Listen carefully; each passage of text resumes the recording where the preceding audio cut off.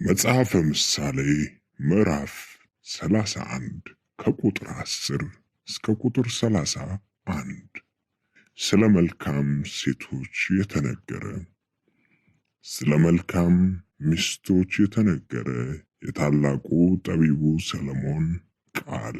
ልባም ሴትን ማን ሊያገኛት ይችላል? ዋጋዋ ከቀይ ዕንቁ እጅግ ይበልጣል። የባሏ ልብ ይታመንባታል፣ ምርኮም አይጎድልባትም።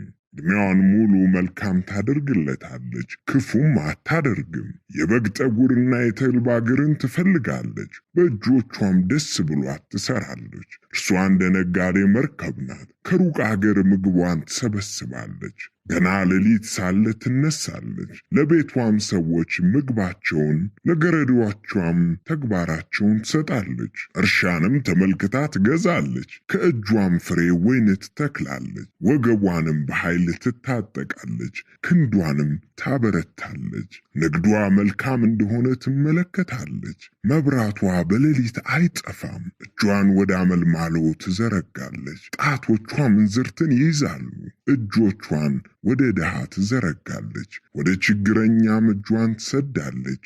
ለቤቷ ሰዎች ከበረዶ ብርድ የተነሳ አትፈራም። የቤቷ ሰዎች ሁሉ እጥፍ ድርብ የለበሱ ናቸው። ለራሷም ግብረ መርፌ ስጋጃ ትሰራለች፣ ጥሩ በፍታና ቀይ ግምጃ ትለብሳለች። ባሏ በአገር ሽማግሌዎች መካከል በሸንጎ በተቀመጠ ጊዜ በበር የታወቀ ይሆናል። የበፍታ ቀሚስ እየሰራች ትሸጣለች፣ ለነጋዴም ደግ ትሸጣለች። ብርታትና ከበሬታ ልብሷ ነው። በኋላም ዘመን ላይ ትስቃለች፣ ከአፏም ጥበብን ትከፍታለች። የርኅራኄም ሕግ በምላሷ አለ። የቤቷን ሰዎች አካሄድ በደህና ትመለከታለች። የሐኬትም እንጀራ አትበላም። ልጆቿ ሁሉ ይነሳሉ፣ ምስጋናንም ይናገራሉ። ባሏ ደግሞ እንዲህ ብሎ ያመሰግናታል፣ መልካም ያደረጉ ብዙ ሴቶች አሉ፣ አንቺ ግን ከሁሉ ትበልጫለሽ። ውበት ሐሰት ነው፣ ደም ግባትም ከንቱ ነው።